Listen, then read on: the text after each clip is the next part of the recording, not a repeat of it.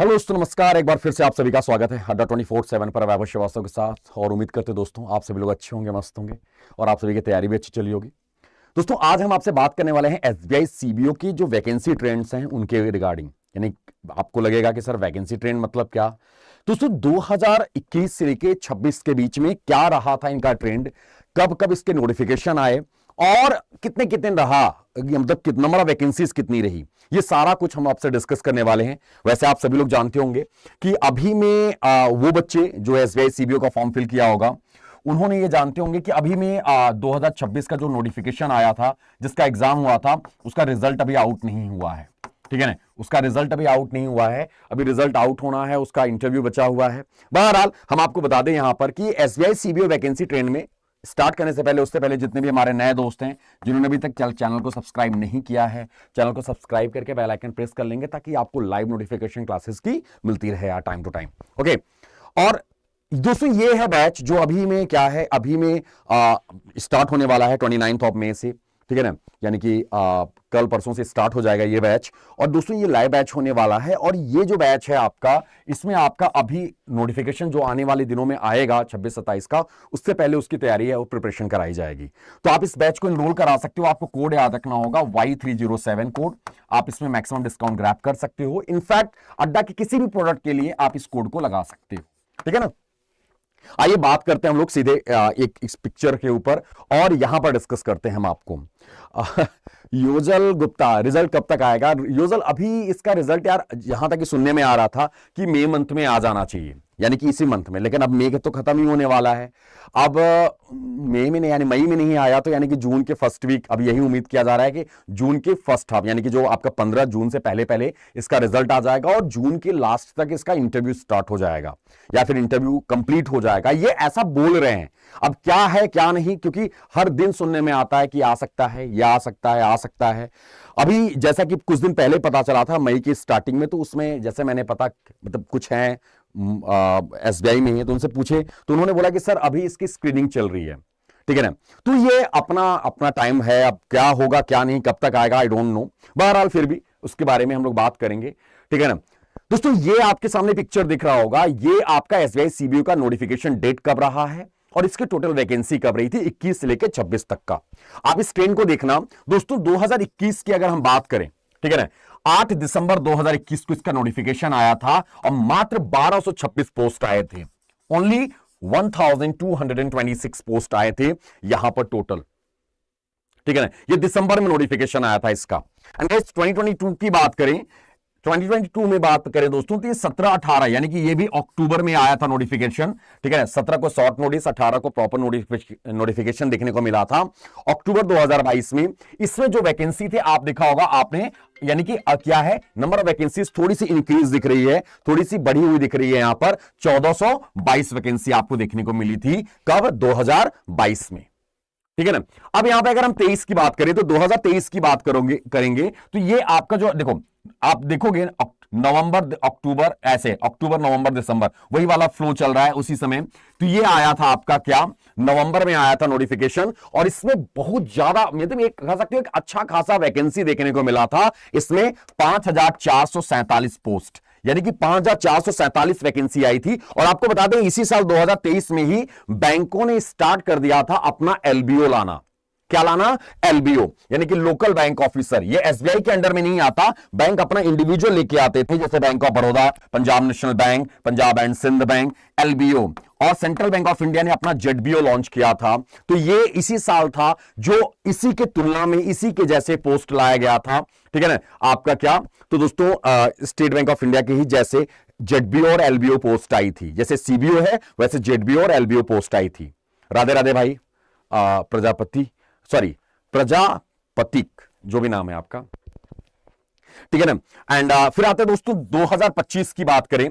25 में 9 मई 2025 में इसका नोटिफिकेशन देखने को मिला 2964 पोस्ट के साथ, 2964 पोस्ट। और फिर 2026 में दोस्तों मई में, ये तो आया था 25 में मई में, और 26 में दोस्तों मई, यानी कि रिजल्ट, यानी कि कंफर्म, जैसे ही आपका इंटरव्यू और फाइनल रिजल्ट आया कि भैया अब ये आ गया, और उम्मीद ही हो रहा था, और फटाक से जनवरी में नोटिफिकेशन गिर गया इसका। जनवरी लास्ट में, क्या कि भैया इसी 2026 में जो नोटिफिकेशन आया था, इसी नोटिफिकेशन में यह बोला गया था कि भाई आपका जो सैलरी होगा पर एनम 9 लाख का पर एनम सैलरी होनी चाहिए, ठीक है ना।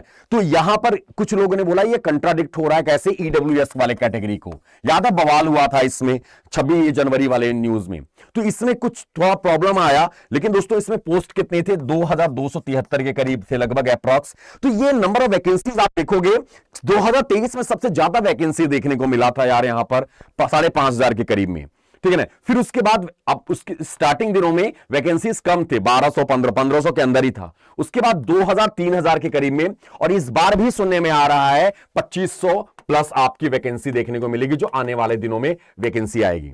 अब यह बात आता है कि 26 और 27 वाली वैकेंसी कब आ सकती है और कितनी पोस्ट के साथ आ सकती है। जैसा कि अभी अनुमान ही लगाया जा रहा है कि 2500 प्लस वैकेंसी, ठीक है, 2500 प्लस, ठीक है ना। अब ऐसा नहीं है कि अब बोला है तो मैंने 2500, ऐसा नहीं है, इससे कम भी हो सकता है, बट अमूमन जो जैसा कि लोग बोल रहे हैं कि ये आपका आने वाले दिनों में आपको देखने को मिलेगा इससे ज्यादा, यानी 2500 प्लस वैकेंसी आपको देखने को मिल सकती है 3000 के अंदर अंदर, ठीक है ना। और ये कब मंथ कौन सा हो सकता है, तो दोस्तों अभी तो इसका रिजल्ट आना बाकी है। देखो मई चल रहा है, मई जून जुलाई अगस्त सितंबर अक्टूबर नवंबर, यानी कि अभी आपका टाइम है अच्छा खासा। और ये सुनने में आ रहा है कि इसकी ज्वाइनिंग होते, यानी कि जैसे रिजल्ट आएगा इसके इंटरव्यू होंगे, और दिसंबर तक में आपका नोटिफिकेशन देखने को मिल सकता है, यानी कि 26 और 27 वाला नोटिफिकेशन, यानी कि नेक्स्ट ईयर वाला, यानी कि 27 वाला जो है उसका फाइनल रिक्रूटमेंट, फाइनल ज्वाइनिंग जो होगा वो 27 में करेंगे ये, और अभी 26 वाला तो 26 में खत्म करके कहानी सेट कर देंगे ये, ठीक है ना। तो ये वैकेंसी है गाइस, ये वैकेंसी के ट्रेंड है जो आपके अभी सामने भी चल रहा है, आप ये देख सकते हो। और आप ये जो टाइमिंग है, ये टाइमिंग भी देख सकते हो, नंबर ऑफ वैकेंसीज भी देख सकते हो क्या कैसा रहा था। दोस्तों पैटर्न में चेंजेस नहीं देखने को मिले। एसबीआई सीबीओ का प्लस पॉइंट क्या है, तो एसबीआई सीबीओ में प्लस पॉइंट यही है दोस्तों, इसमें पॉजिटिव वेव क्या है, इसमें नो नेगेटिव, कोई नेगेटिव मार्किंग नहीं है, आप सभी लोग जानते होंगे। दोस्तों इसमें सबसे इंपॉर्टेंट चीज, इसमें मैथ्स नहीं है। बहुत सारे बच्चे कंफ्यूज होते हैं कि क्या सर इसमें मैथ्स है, तो आपको बता दें इसमें मैथ्स नहीं होता और कोई नेगेटिव मार्किंग नहीं होता दोस्तों इसमें। और तो और एक चीज और याद रखना है, इसमें प्री और मेंस का लोचा नहीं है, प्री और मेंस का वो नहीं है कि भैया प्री होगा मेंस होगा, ठीक है ना, ये याद रखना है।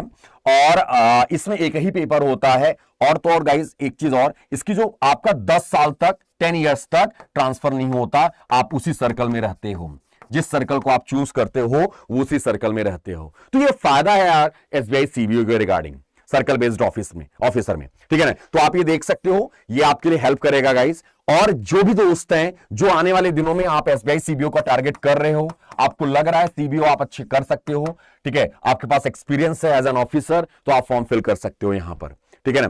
तो आप इसके रिगार्डिंग दोस्तों आपको बता दें, ये बैच आ चुका है स्टोर पर, आप इस बैच में एनरोल करा सकते हो। सुबह में क्लास होगी मेरी, ठीक है ना। यहां पर बैंकिंग और फाइनेंशियल अवेयरनेस की क्लासेस हम आपको कंडक्ट कराने वाले हैं। बैंकिंग अवेयरनेस, ठीक है ना, banking awareness plus financial awareness, क्या फाइनेंशियल अवेयरनेस, ये क्लासेस आपको क्या हो जाएगी, यहां पर मिल जाएंगी। वीर सर आरबीआई सर्कुलर्स, ठीक है ना, ये सारी चीजें मिलेंगी। आप करंट अफेयर्स भी हम यहां पर कवर अप कराने वाले हैं, करंट अफेयर्स की भी क्लासेस दिख जाएंगी। तो गाइस आपको कोड अप्लाई करना होगा Y307 कोड, क्या Y307 कोड लगा के मैक्सिमम डिस्काउंट आप ग्रैब कर सकते हो इस कोड के ऊपर। और कोई डाउट कोई क्वेरी हो तो आप मेरे से बात कर सकते हो। दूसरा चीज क्या है दोस्तों, एक चीज और आपको बता दें, सबसे इंपॉर्टेंट पॉइंट, कि अभी में जिनका इंटरव्यू अभी होने वाला है, जिनका रिजल्ट अभी वेटिंग में है, तो वो इंटरव्यू बैच भी आ गया है दोस्तों। वो इंटरव्यू बैच को भी इनरोल अगर आप चाहो तो इनरोल करा सकते हो। जिनका लग रहा है कि चांस हो सकता है इस बार मेरा रिटन एग्जामिनेशन क्वालिफाई हो सकता है, तो इंटरव्यू बैच भी आप इसी कोड के साथ इनरोल करा सकते हो। ओके, सो आई होप कि कोई डाउट या कोई क्वेश्चन नहीं होगा। अगर कोई डाउट या कोई क्वेश्चन है तो प्लीज आप सभी लोग बता सकते हो, और कोई क्वेरी है तो वो भी कमेंट सेक्शन में लिख सकते हो। Okay, thank you guys, bye bye, ढेर सारा प्यार आप सभी को। आप सभी लोग अपना ख्याल रखिएगा, हम लोग फिर से मिलेंगे, तब तक के लिए दोस्तों महादेव, राधे राधे, बाय।